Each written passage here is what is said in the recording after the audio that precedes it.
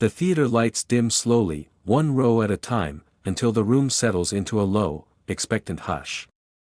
A soft spotlight flickers to life at center stage. From the wings emerge two identical 12-year-old girls, walking side by side, fingers tightly interlaced.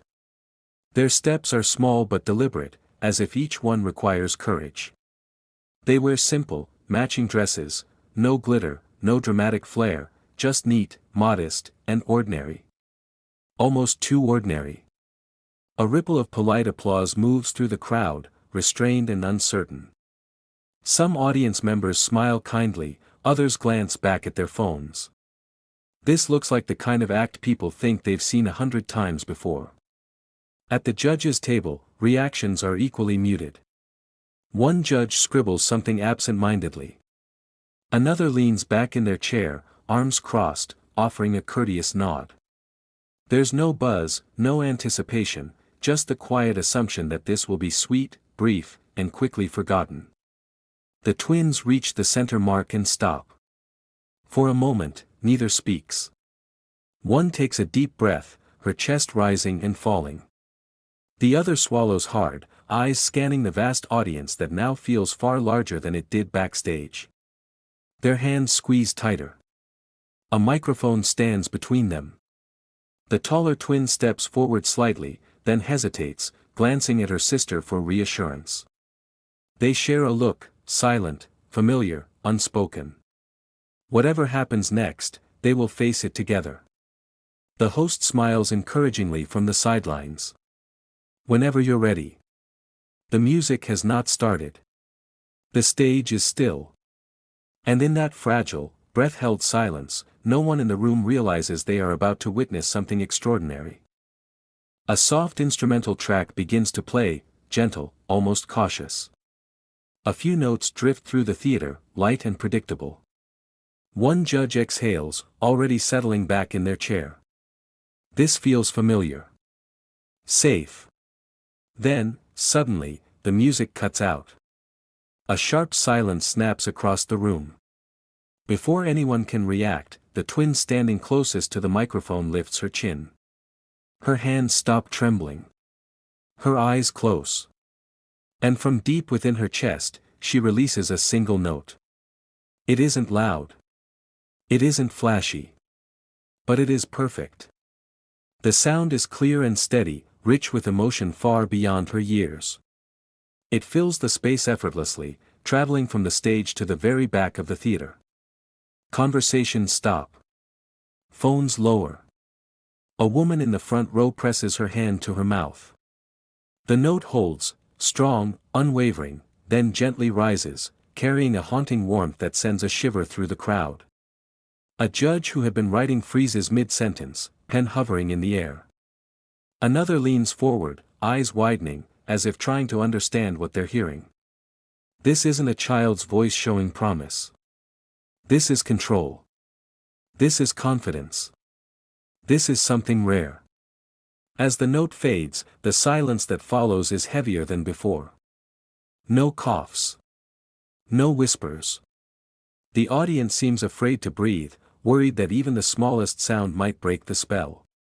The singer opens her eyes slowly.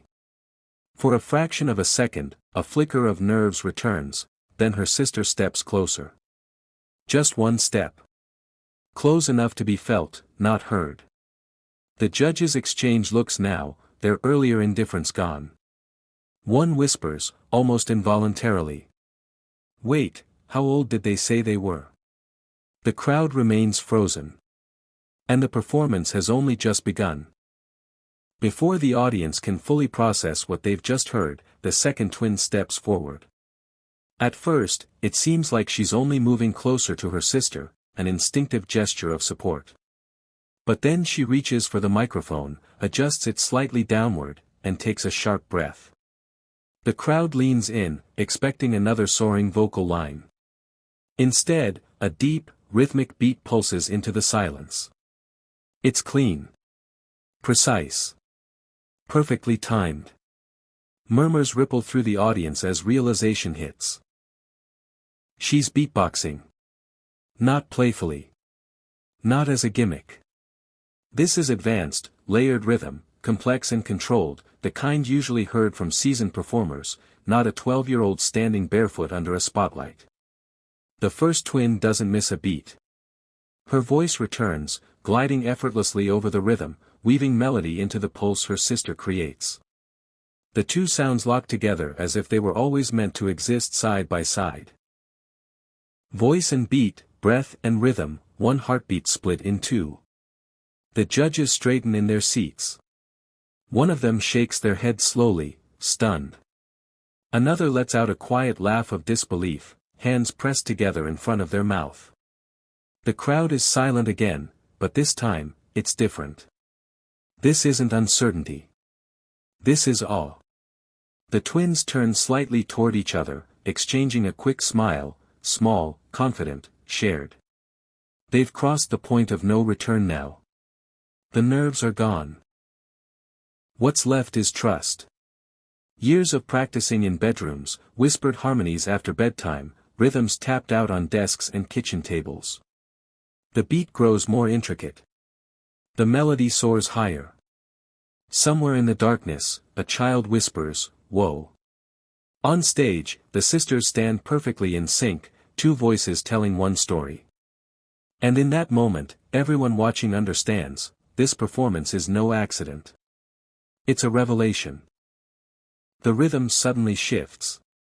What began as a steady beat transforms into something bolder, faster, deeper, layered with sharp clicks and rolling bass sounds that echo through the theater. The second twin's shoulders move instinctively with the rhythm, her control flawless, her timing surgical. This isn't improvisation. This is mastery. Then the first twin does something no one expects.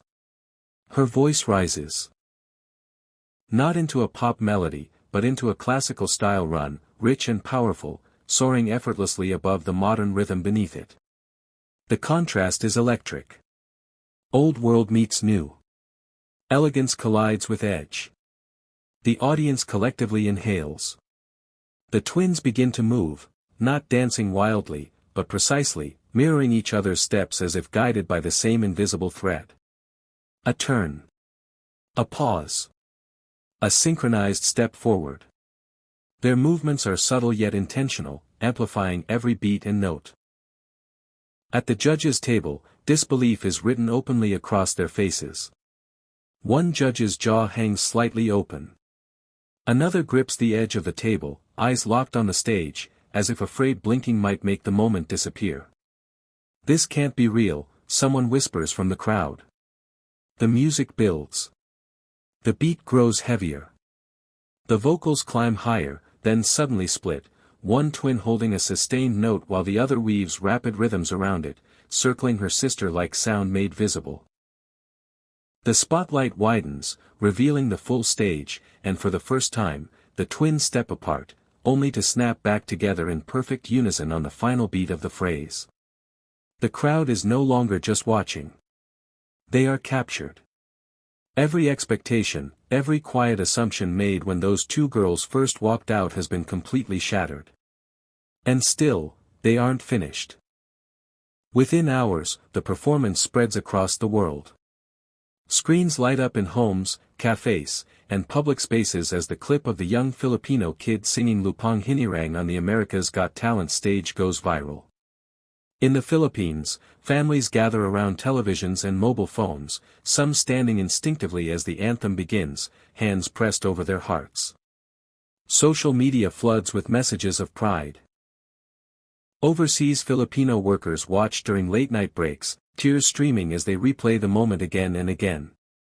"This is why I'm proud to be Filipino," one comment reads. Another says, "A child reminded the world who we are." The performance becomes more than entertainment, it becomes a symbol of unity. Backstage, the kid sits quietly, wrapped in the Philippine flag, still processing what just happened. A producer shows them the reactions pouring in from around the globe. The child smiles softly, eyes shining. "I just wanted to make my country proud," they say simply. News outlets pick up the story, calling it one of the most emotional moments in AGT history. Schools replay the clip during flag ceremonies. Strangers greet one another with smiles and nods of shared pride. For a brief but powerful moment, Filipinos everywhere feel closer, connected by one voice. The final image shows the child standing under the stage lights, holding the flag high. A simple message fades onto the screen. One voice. One song. One nation. And in hearts across the world, the pride lingers long after the music ends. Philippines.